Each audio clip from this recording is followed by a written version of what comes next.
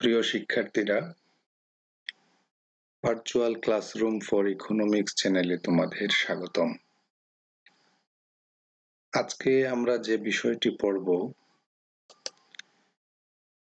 তা অত্যন্ত গুরুত্বপূর্ণ একটি বিষয়, যে ক্রমহ্রাসমান প্রান্তিক উপযোগ বিধি।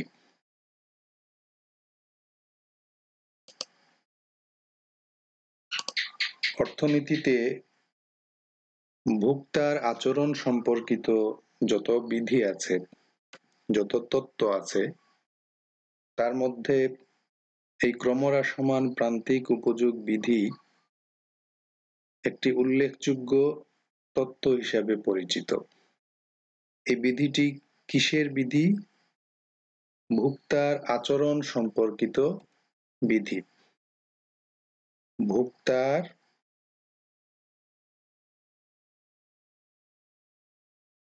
আচরণ সম্পর্কিত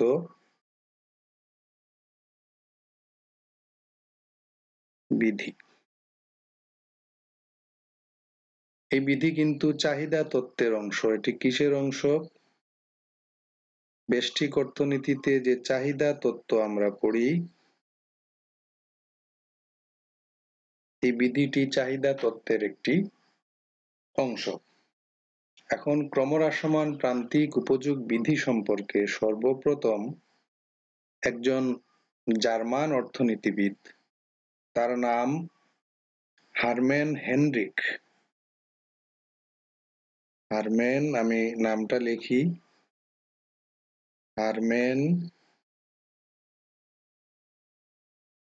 হেনরিক গোসেন। এই অর্থনীতিবিদ সর্বপ্রথম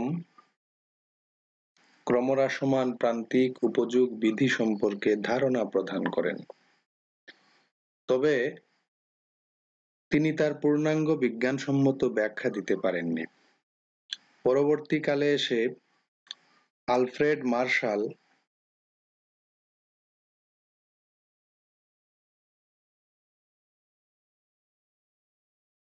এই ক্রমহ্রাসমান প্রান্তিক উপযোগ বিধির পূর্ণাঙ্গ ব্যাখ্যা প্রদান করেন এবং আলফ্রেড মার্শালের এই ব্যাখ্যাটি সবার নিকট গ্রহণযোগ্য হয় এবং আলফ্রেড মার্শালকে বলা হয় এই ক্রমহ্রাসমান প্রান্তিক উপযোগ বিধির প্রবক্তা।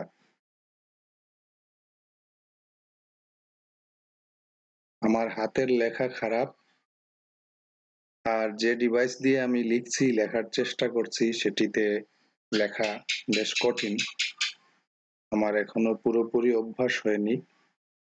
যাই হোক, আলফ্রেড মার্শাল সর্বপ্রথম কি করেন? ক্রমহ্রাসমান প্রান্তিক উপযোগ বিধি সম্পর্কে বিজ্ঞানসম্মত ব্যাখ্যা প্রদান করেন। তো এই বিধির মূল বক্তব্যটি কি? মূল বক্তব্য হচ্ছে, এখানে শিরোনাম লিখি, মূল বক্তব্য।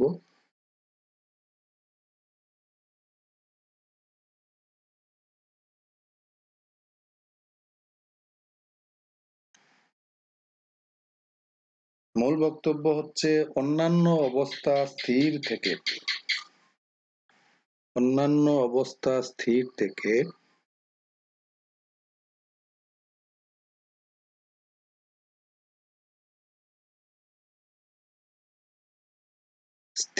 থেকে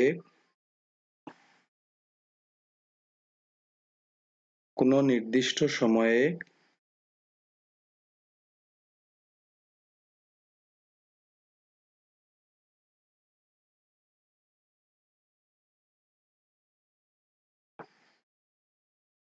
কোনো ব্যক্তি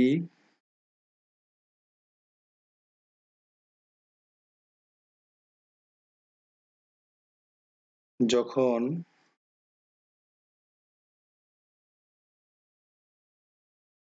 একই দ্রব্য ক্রমাগত ভোগ করতে থাকে,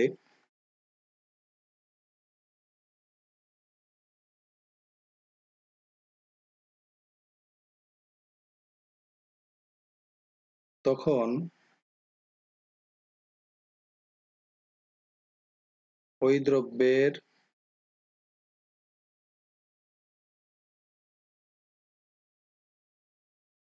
মোট উপযোগ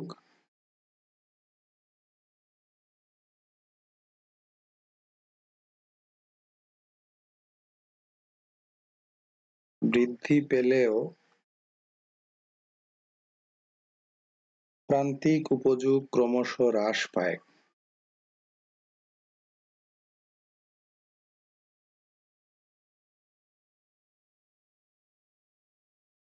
ক্রমশ হ্রাস পায়। এই হচ্ছে ক্রমহ্রাসমান প্রান্তিক উপযোগ বিধির মূল বক্তব্য। এখন এই অন্যান্য অবস্থা স্থির, এই যে কথাটি, এই অন্যান্য অবস্থা স্থির কথাটির মানে কি? কোন অবস্থা স্থির? অন্যান্য অবস্থা স্থির বলতে ভোগকে প্রভাবকারী যে বিষয়গুলো আছে, এখানে লিখে দিয়ে দেই, ভোগকে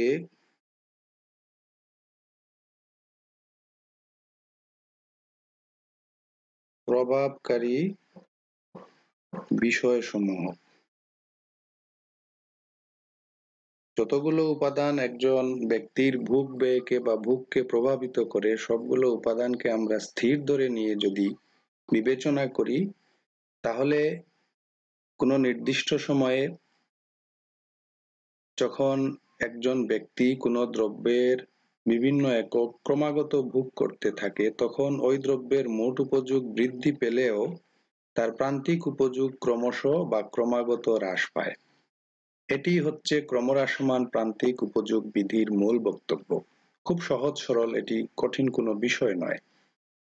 এখন যে মোট উপযোগ বৃদ্ধি পেলেও বলা হচ্ছে, মোট উপযোগ বৃদ্ধি পায় ঠিক আছে, কিন্তু ক্রমহ্রাসমান হারে বৃদ্ধি পায়। আর মোট উপযোগ ক্রমহ্রাসমান হারে বৃদ্ধি পাওয়া মানে হচ্ছে প্রান্তিক উপযোগ ক্রমাগত হ্রাস পাওয়া। আর প্রান্তিক উপযোগ হ্রাস পাওয়া মানেই হচ্ছে মোট উপযোগ ক্রমহ্রাসমান হারে বৃদ্ধি পাওয়া। এই বিষয়টি আমরা দেখব। এখন আলফ্রেড মার্শাল ক্রমহ্রাসমান প্রান্তিক উপযোগ বিধি সম্পর্কে কি বলেছেন? আলফ্রেড মার্শাল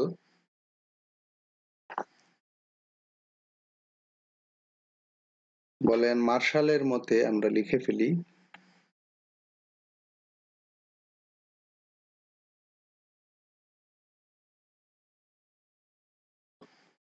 মার্শালের মতে কোনো বিশেষ দ্রব্যের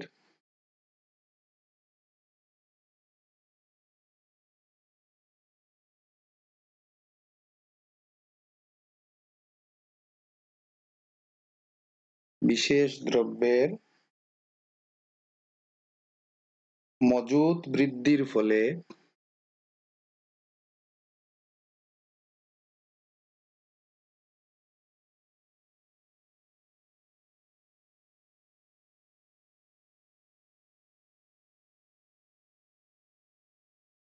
কোনো ব্যক্তি যে অতিরিক্ত উপযোগ লাভ করে,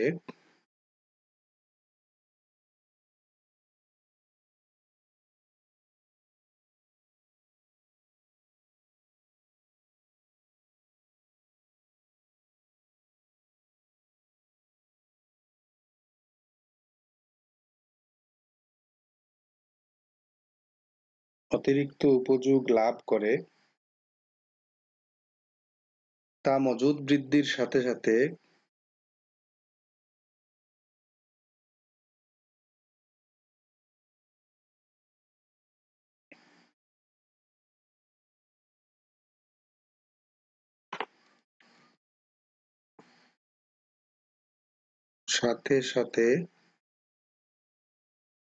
ক্রমশ হ্রাস পেতে থাকে।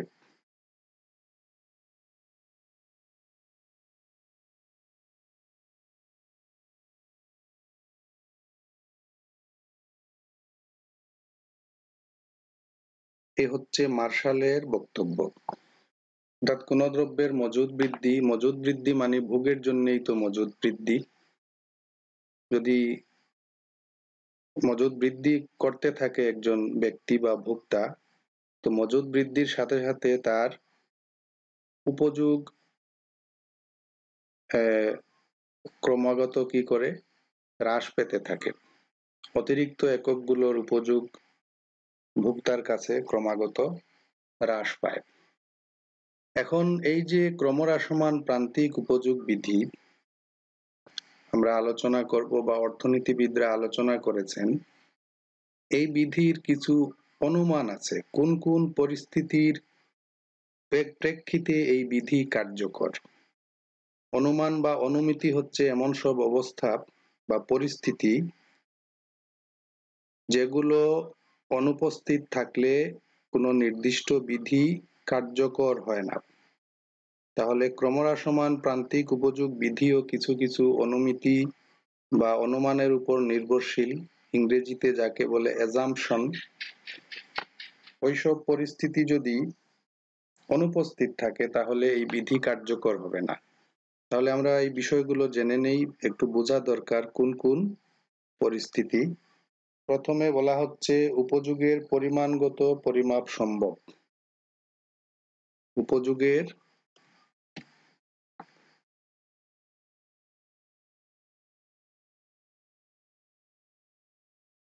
পরিমাণগত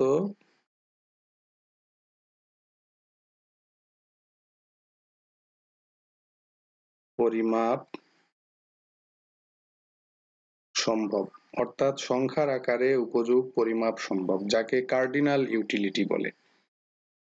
যে আমরা উপযোগের প্রাথমিক ধারণায় আলোচনার ক্ষেত্রে বলেছি যে উপযোগের কাল্পনিক একটি একক প্রদান করেছেন আলফ্রেড মার্শাল। ওই এককের নাম হচ্ছে ইউটিল, অর্থাৎ কোনো নির্দিষ্ট দ্রব্য থেকে প্রাপ্ত উপযোগকে ইউটিল মানে সংখ্যার আকারে ইউটিলের পরিমাপের সাহায্যে, এককের সাহায্যে পরিমাপ করা সম্ভব।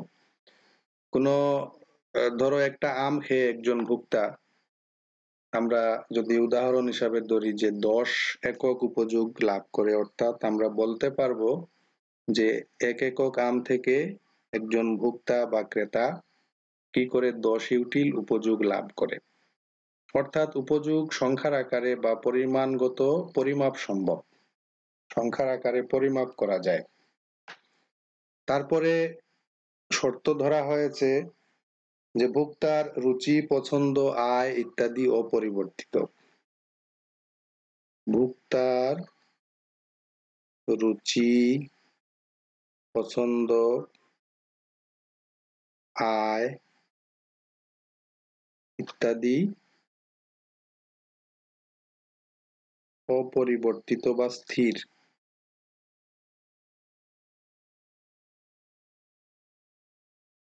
এটা আরেকটা অনুমান।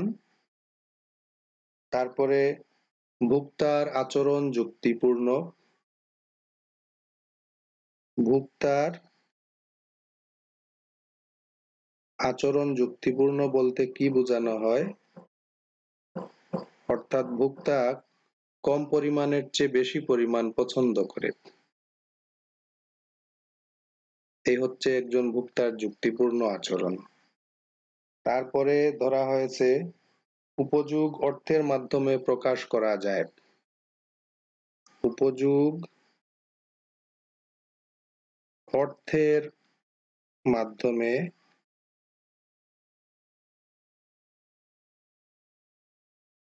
প্রকাশ করা যায়।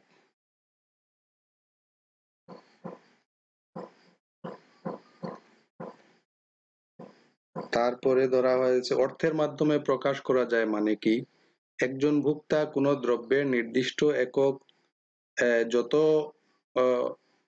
আমরা যদি টাকা বিবেচনা করি, যত টাকা দিয়ে কিনতে ইচ্ছুক, ধরে নেওয়া হয় যে ওই দ্রব্য থেকে সে তত ইউটিল উপযোগ লাভ করে। অর্থাৎ ইউটিল এবং দ্রব্যের দাম পরস্পর সমান। যে দাম দিয়ে একজন ভোক্তা কোনো দ্রব্যের একটা নির্দিষ্ট একক কিনতে ইচ্ছুক বা কিনে, ধরে নেওয়া হয় যে ওই দ্রব্য থেকে সে তত ইউটিল উপযোগ লাভ করে। একটা কমলা লেবু যদি একজন ভোক্তা 15 টাকা দিয়ে কিনতে ইচ্ছুক হয় বা কিনে নেয়, তাহলে ধরে নেওয়া হলো যে ওই ভোক্তা ওই কমলা লেবুর একক থেকে 15 ইউটিল উপযোগ লাভ করলো। তাহলে আমরা উপযোগকে প্রকাশ করব কিভাবে? অর্থের মাধ্যমেও প্রকাশ করতে পারি, ইউটিলের মাধ্যমে প্রকাশ না করে ওই যে কমলা লেবুর যে উদাহরণ দেয়া হলো সেখানে আমরা বলবো যে 15 ইউটিল উপযোগ লাভ করে একজন ভোক্তা। এইভাবে না বলে আমরা বলতে পারি ওই কমলা লেবুর একক থেকে ভোক্তার প্রাপ্ত উপযোগ হচ্ছে 15 টাকা। এইভাবে অর্থের প্রান্তিক উপযোগ স্থির আরেকটি অনুমান, এটি খুব গুরুত্বপূর্ণ একটি বিষয়। প্রান্তিক উপযোগ স্থির। অর্থের প্রান্তিক উপযোগ স্থির বলতে কি ধরা হয়? যে অতিরিক্ত এক একক অর্থের তৃপ্তি বা অর্থ থেকে প্রাপ্ত উপযোগ ভোক্তার কাছে স্থির বা অপরিবর্তিত, অর্থাৎ প্রতি একক অর্থ থেকে ভোক্তা সমপরিমাণ উপযোগ লাভ করে। এটা হচ্ছে অর্থের প্রান্তিক উপযোগ স্থির এই ধারণার মূল বক্তব্য। এখন তারপরে কি ধরা হয়েছে? যে নির্দিষ্ট সময় বিবেচ্য,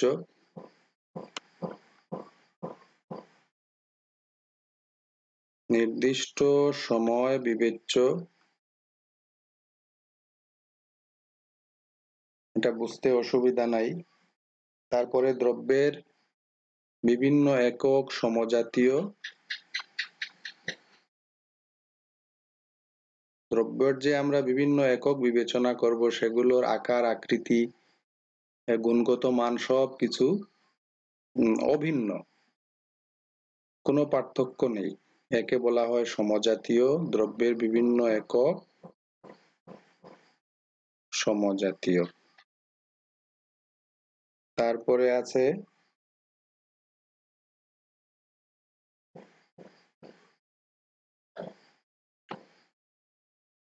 দ্রব্যের একক সমূহ পর্যাপ্ত আকারের।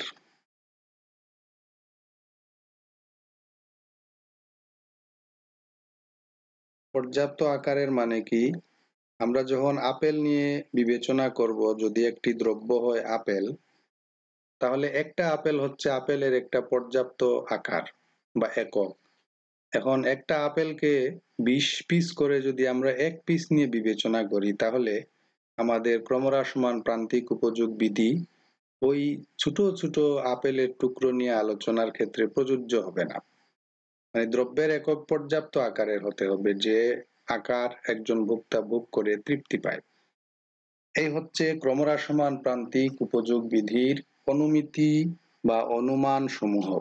এইসব অনুমিতি বা অনুমিত শর্তের উপর ক্রমহ্রাসমান প্রান্তিক উপযোগ বিধি আলোচনা করা হয়েছে। এই শর্তগুলো যদি অনুপস্থিত থাকে তাহলে ক্রমহ্রাসমান প্রান্তিক উপযোগ বিধি প্রযোজ্য হবে না। এখন আমরা বিধি নিয়ে আলোচনা করব। অনুমান জানা হলো, একটা সূচির সাহায্যে আমরা ক্রমহ্রাসমান প্রান্তিক উপযোগ বিধি আলোচনা করতে পারি। ধরো এখানে একটা উপযোগ সূচি আমাদের সামনে আছে। প্রথম কলামে ধরা হয়েছে ভোগের পরিমাণ একক, দ্বিতীয় কলামে ধরা হয়েছে মোট উপযোগ, পরিমাপ করব আমরা ইউটিল, উপযোগ পরিমাপের যে নির্দিষ্ট একক আছে। তৃতীয় কলামে ধরা হয়েছে প্রান্তিক উপযোগ বা মার্জিনাল ইউটিলিটি, সেটাও ইউটিলে আমরা পরিমাপ করব। এখন কোনো ভোক্তা যখন এক একক দ্রব্য ভোগ করে তখন সে এক একক দ্রব্য ভোগ থেকে 4 ইউটিল উপযোগ লাভ করে, এটা তার মোট উপযোগ। এক্ষেত্রে প্রান্তিক উপযোগও 4 ইউটিল।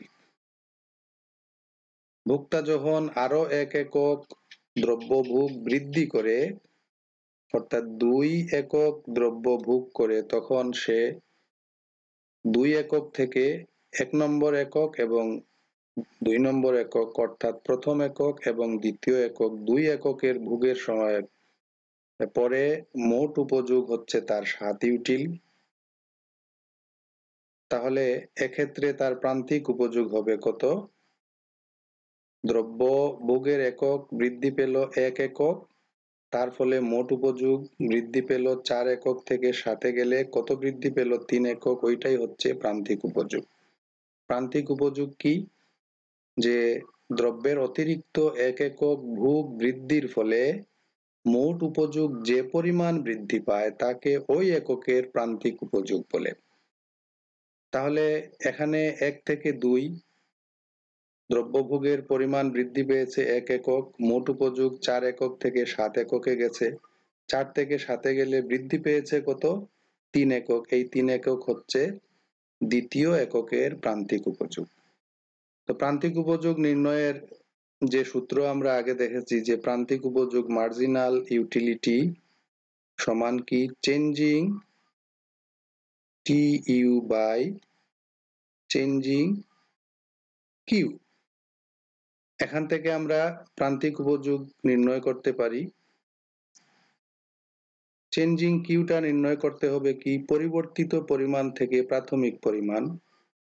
পরিবর্তিত পরিমাণ হচ্ছে 2 একক, প্রাথমিক পরিমাণ ছিল 1 একক।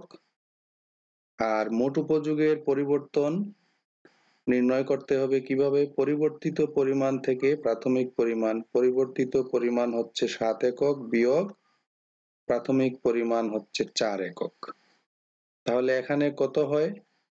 নিচে হয় 1, উপরে হয় 3 সমান হচ্ছে 3। এইভাবে আমরা প্রান্তিক উপযোগ নির্ণয় করি। এই চেঞ্জিং TUটা কি? মোট উপযোগের পরিবর্তন।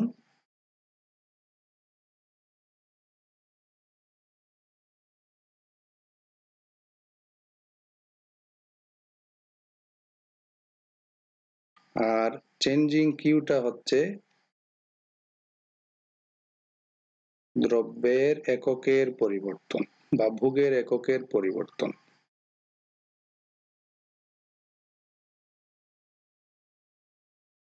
এইভাবে প্রান্তিক উপযোগ নির্ণয় করা হয়। আমরা এইভাবে সূত্রে না বসিয়ে সরাসরি এখান থেকেই নির্ণয় করতে পারি, কারণ আমরা কমপক্ষে উচ্চ মাধ্যমিক শ্রেণীতে পড়ছি বা অনার্সে পড়ছি, ডিগ্রিতে পড়ছি বা মাস্টার্স প্রিলিতে পড়ছি, এই বিষয়টি আমরা মুখে মুখে নির্ণয় করতে পারি।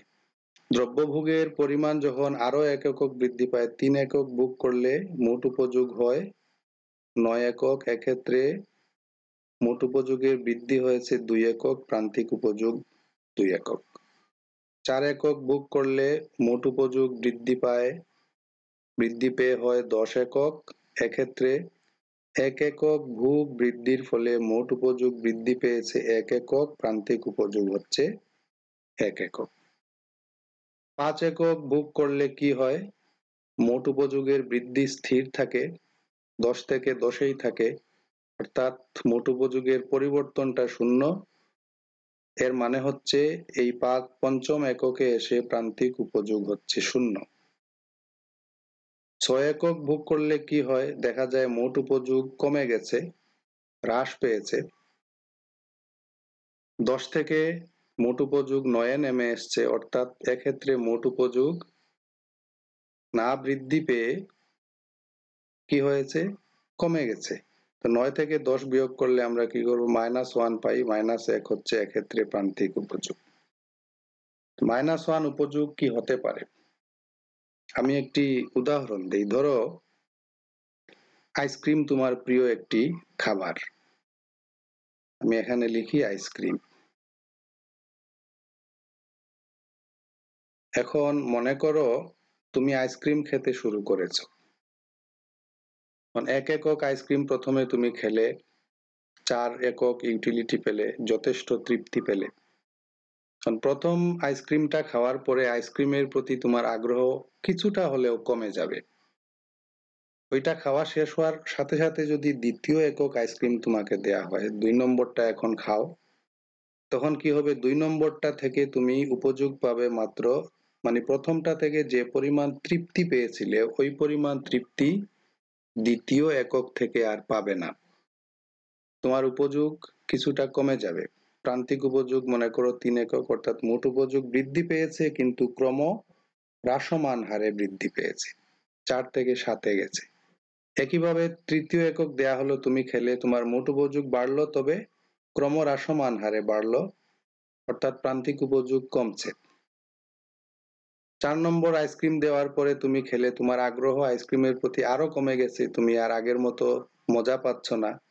মোট উপযোগ বেড়েছে, 10 একক হয়েছে, প্রান্তিক উপযোগ 1 একক, অর্থাৎ তোমার চতুর্থ একক আইসক্রিমের প্রতি আগ্রহটা প্রথম একক থেকে অনেক কম ছিল। পঞ্চম একক খাওয়ার পরে তোমাকে দেয়া হলো তুমি এখন 5 নম্বর আইসক্রিম খাও। এটা কিন্তু ক্রমাগত ভোগ, 1 একক শেষ হওয়ার সাথে সাথে আরো 1 একক ভোগ। পঞ্চম একক দেওয়ার পরে কি হলো, দেখা গেল তুমি এখান থেকে আর কোনো তৃপ্তিই পাচ্ছ না।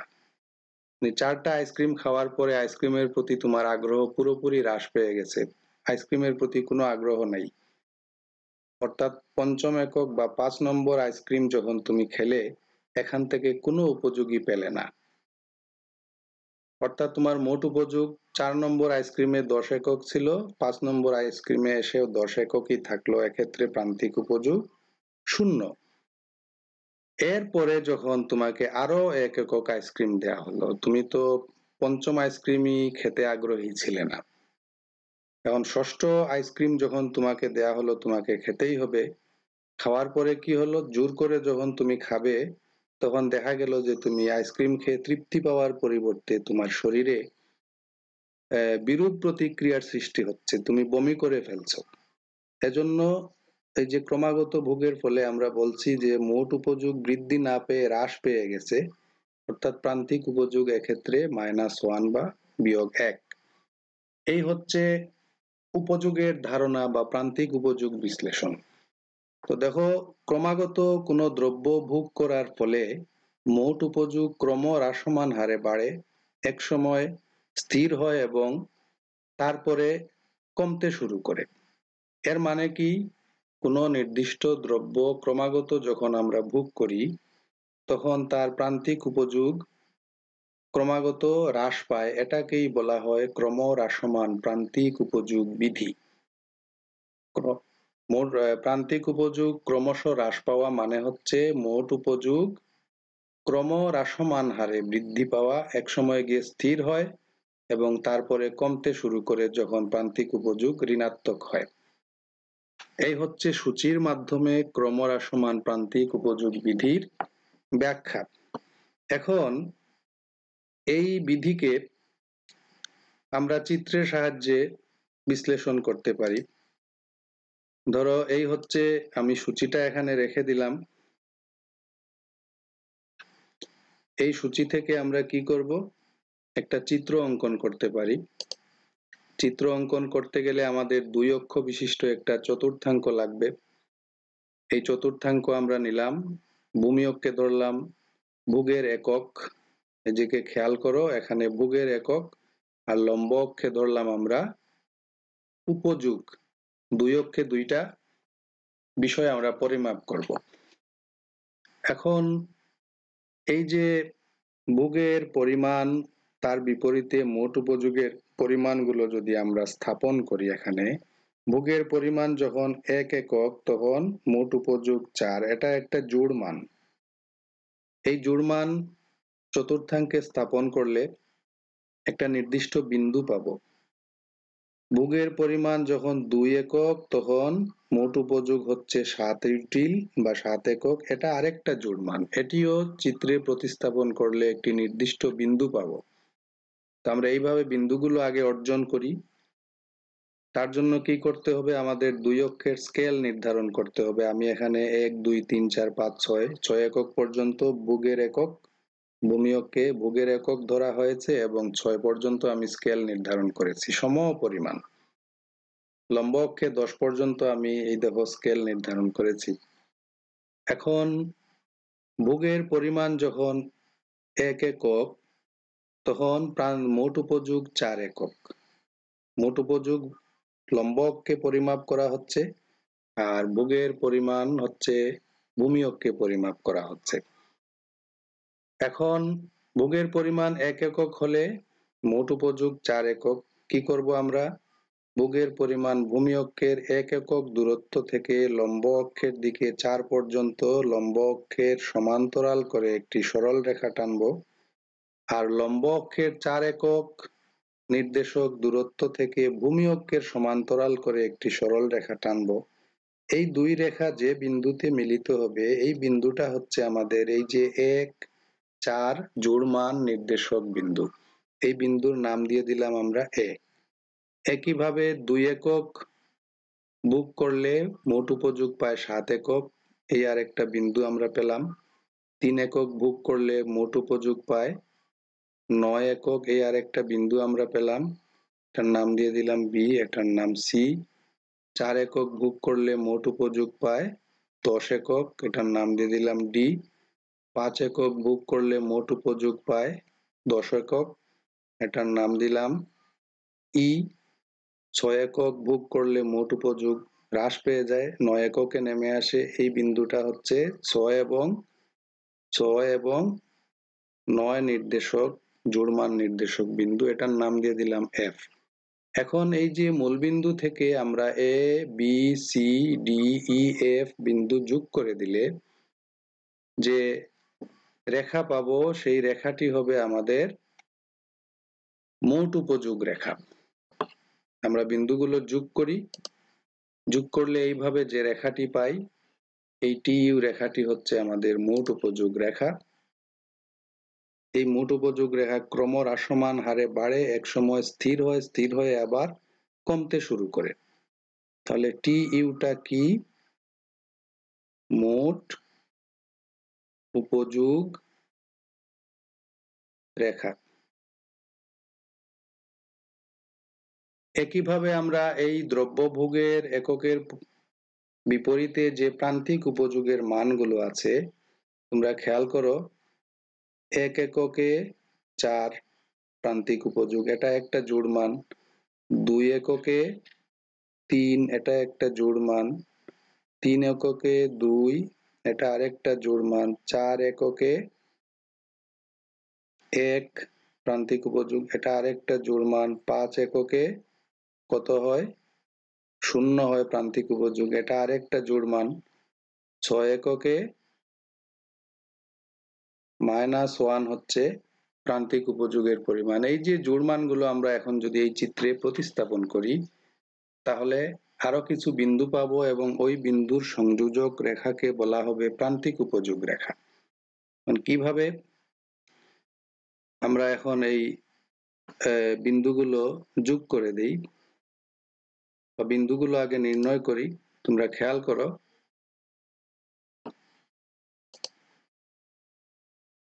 ভোগের পরিমাণ যখন 1 একক তখন প্রান্তিক উপযোগ 4 একক। এই বিন্দুটা হচ্ছে এ, বিন্দুটা হচ্ছে 1 এবং 4 নির্দেশক বিন্দু, এ বিন্দু। আমি এখানে লিখে দিলাম তোমাদের বুঝতে সুবিধা হবে।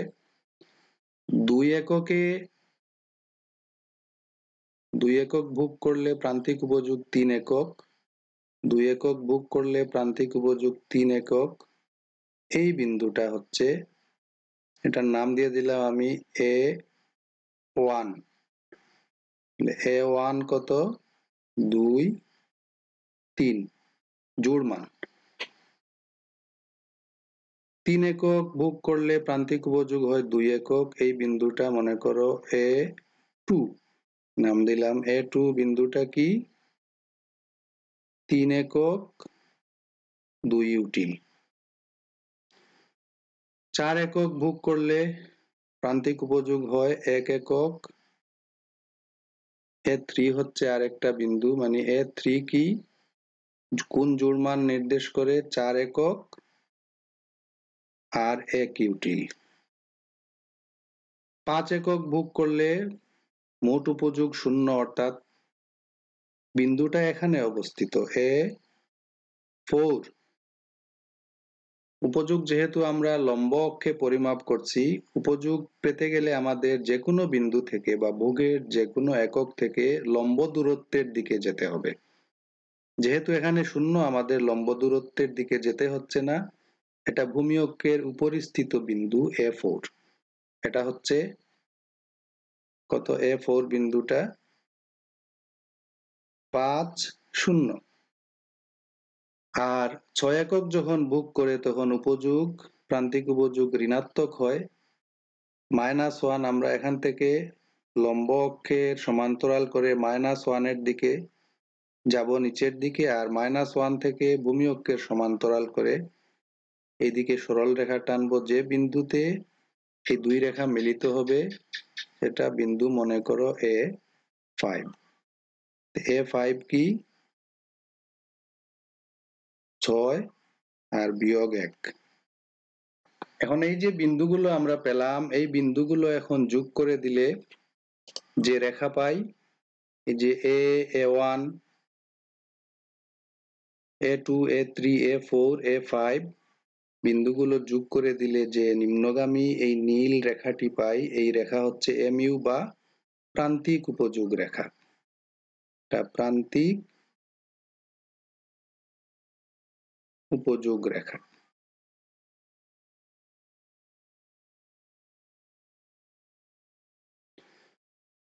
তাহলে এই চিত্র থেকে আমরা কি করতে পারি? চিত্র তো আঁকা হলো, আমরা ক্রমহ্রাসমান প্রান্তিক উপযোগ বিধি ব্যাখ্যা করতে পারি। চিত্রটা আঁকা হলো, আমি এখন বড় করে তোমাদের সামনে চিত্রটা তুলে ধরছি, তোমরা খুব ভালো করে খেয়াল করো। এই চিত্রটি কি করছে, এখানে মোট উপযোগ এবং প্রান্তিক উপযোগ দুইটাই উপস্থাপন করছে। অধিকাংশ বইতে মোট উপযোগ রেখা আঁকা হয় একটা চিত্রে, তার নিচে আরেকটা চতুর্থাংশ একে প্রান্তিক উপযোগ রেখা আঁকা হয়। কোনো প্রয়োজন নাই, আমরা একই চিত্রে দুইটা রেখা অঙ্কন করে প্রান্তিক উপযোগের ধারণা বিশ্লেষণ করতে পারি বা ক্রমহ্রাসমান প্রান্তিক উপযোগের ব্যাখ্যা দিতে পারি। তো এটা হচ্ছে আমাদের মোট উপযোগ রেখা।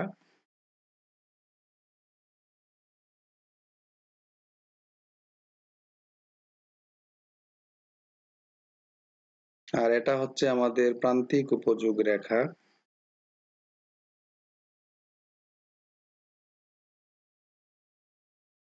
উপযোগ রেখা।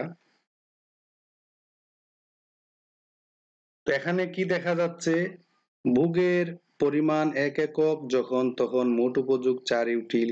ভুগের পরিমাণ 2 একক হলে মোট উপযোগ 7 ইউটিল। ভুগের পরিমাণ 3 একক হলে মোট উপযোগ 9 ইউটিল। ভুগের পরিমাণ 4 একক হলে মোট উপযোগ, এই যে এই বিন্দু অনুযায়ী 10 ইউটিল। ভুগের পরিমাণ 5 একক হলে মোট উপযোগ তখনও 10 ইউটিল। ভুগের পরিমাণ 6 একক হলে মোট উপযোগ 9 ইউটিল। তাহলে কি হচ্ছে, ভোগের পরিমাণ যত বৃদ্ধি পাচ্ছে ক্রমাগত ভোগ করা হচ্ছে, মোট উপযোগ ক্রমহ্রাসমান হারে বাড়ছে এবং প্রান্তিক উপযোগ ক্রমাগত হ্রাস পাচ্ছে। এজন্য প্রান্তিক উপযোগ রেখা কি বাম থেকে ডানে নিম্নগামী, এমনকি প্রান্তিক উপযোগ এক সময় শূন্য হয় যখন মোট উপযোগ সর্বোচ্চ অবস্থানে পৌঁছে, তখন প্রান্তিক উপযোগ শূন্য। এই বিন্দুতে আমি বড় করে দেখাই, এই যে A4 বিন্দুতে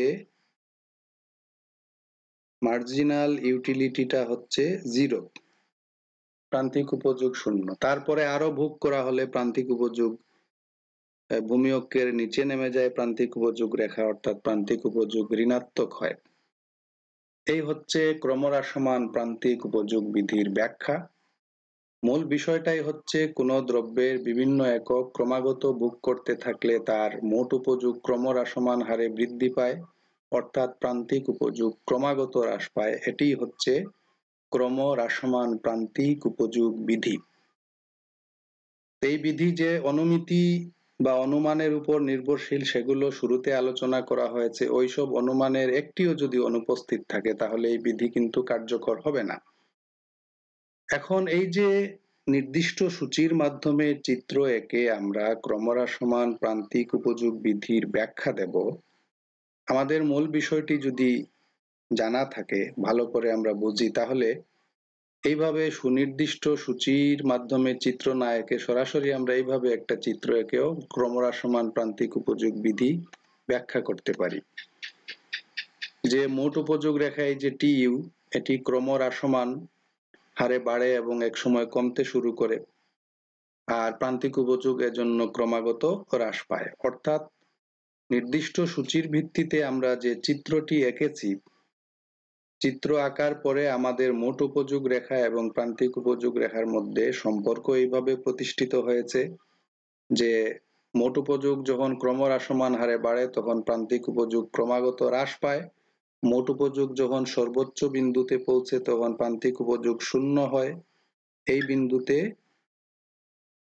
এমইউ 0, আর এরপরে আরো যদি ভোগ বৃদ্ধি করা হয় তাহলে মোট উপযোগ কি হয়, এই অংশটা হচ্ছে নেগেটিভ, ঋণাত্মক। প্রান্তিক উপযোগ তখন মাইনাস হয়ে যায়, ঋণাত্মক হয়ে যায়। এই হচ্ছে ক্রমহ্রাসমান প্রান্তিক উপযোগ বিধি ব্যাখ্যা বা বিশ্লেষণ। এখন খুব গুরুত্বপূর্ণ একটি বিষয় আমাদের আলোচনা বাকি রয়ে গেছে, যে ক্রমহ্রাসমান প্রান্তিক উপযোগ বিধির ব্যতিক্রম। কোন কোন ক্ষেত্রে ক্রমহ্রাসমান প্রান্তিক উপযোগ বিধি কার্যকর হয় না। যে সকল ক্ষেত্রে ক্রমহ্রাসমান প্রান্তিক উপযোগ বিধি কার্যকর হয় না সেই সকল ক্ষেত্রকে বলা হয় প্রান্তিক উপযোগ বিধির ব্যতিক্রম, এবং ব্যতিক্রমগুলো নিয়ে আমরা আলোচনা করব। প্রথমত হলো ভোগের প্রাথমিক পর্যায়ে।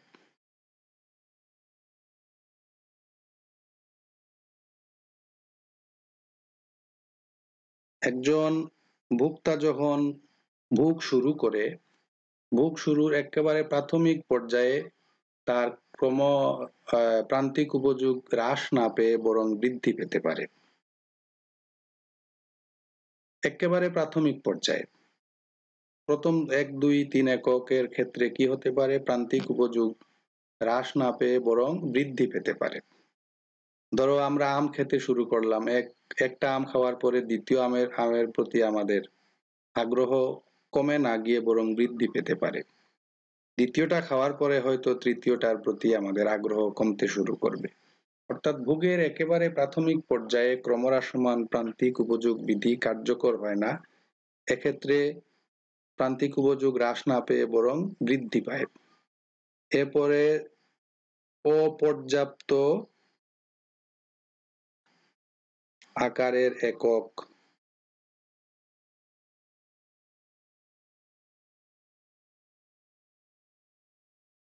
দ্রব্যের একক যদি অপর্যাপ্ত আকারের হয়, খুব ক্ষুদ্র হয়, তাহলে ক্রমহ্রাসমান প্রান্তিক উপযোগ বিধি ব্যতিক্রম ঘটবে। এক্ষেত্রে প্রান্তিক উপযোগ হ্রাস না পেয়ে বরং ক্রমাগত বৃদ্ধি পেতে পারে।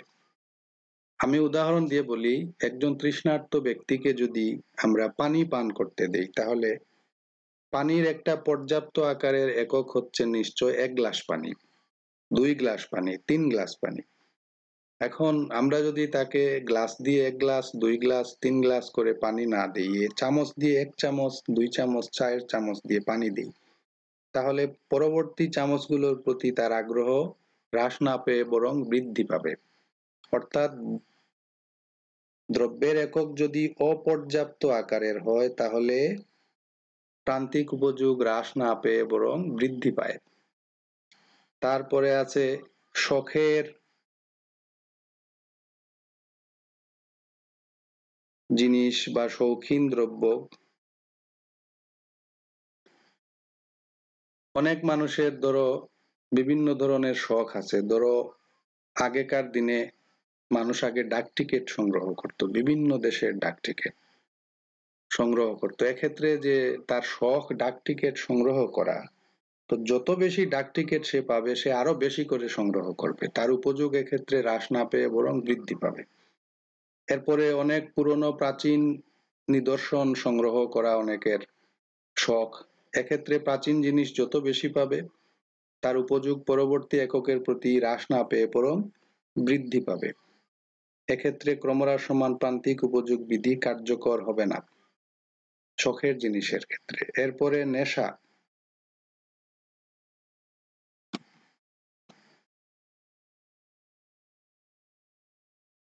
নেশার দ্রব্য, অনেকে ধূমপান করে, অনেকে কি করে মদ্যপান করে, অনেকে গাঁজা সেবন করে। যারা নেশাজাত দ্রব্য সেবন করে বা ব্যবহার করে, ওইসব দ্রব্য সেবনের পরে কি হয়, তার শরীরের কোষগুলো ওই দ্রব্যের প্রতি আরো বেশি আসক্ত হতে থাকে এবং একজন নেশাখোর তার নির্দিষ্ট নেশাজাত দ্রব্যটি ক্রমাগত ভোগ করতে থাকে। তার পরবর্তী এককগুলোর প্রতি আগ্রহ বা তৃপ্তি হ্রাস না পেয়ে বরং বৃদ্ধি পায়। এজন্য তোমরা দেখবে যারা মদ্যপান করে তারা কি করে, মদ খেতে খেতে বমি করে তারপরে আবার আরো খায়। মানে নেশাজাত দ্রব্যের ক্ষেত্রে ক্রমহ্রাসমান প্রান্তিক উপযোগ বিধি প্রযোজ্য নয়, এক্ষেত্রে এই বিধির ব্যতিক্রম ঘটে। তারপরে আছে ধরো প্রদর্শন বাতিক, লোক দেখানো। লোক দেখানোর বাতিকগ্রস্ত মানুষ তোমরা নিশ্চয় দেখেছো। ধরো আমার কি পরিমাণ নতুন নতুন দামি দামি পোশাক আছে, আমি যদি আমার মানসিক অবস্থা যদি এমন হয় যে অন্যকে দেখিয়ে আমি আনন্দ পাই, সেক্ষেত্রে কি হবে, যত নতুন নতুন পোশাক আমাকে দেয়া হবে, আমার মানে নতুন নতুন প্রতি একক পোশাকের প্রতি আগ্রহ হ্রাস না পেয়ে বরং বৃদ্ধি পাবে, কারণ আমি তো মানুষকে দেখাতে চাই। এজন্য দেখবে অনেক মানুষ দিনে 3বার 4বার নতুন পোশাক পরিবর্তন করে জনসমাবেশে যায়, জনসম্মুখে যায় যে আমার আছে দেখো।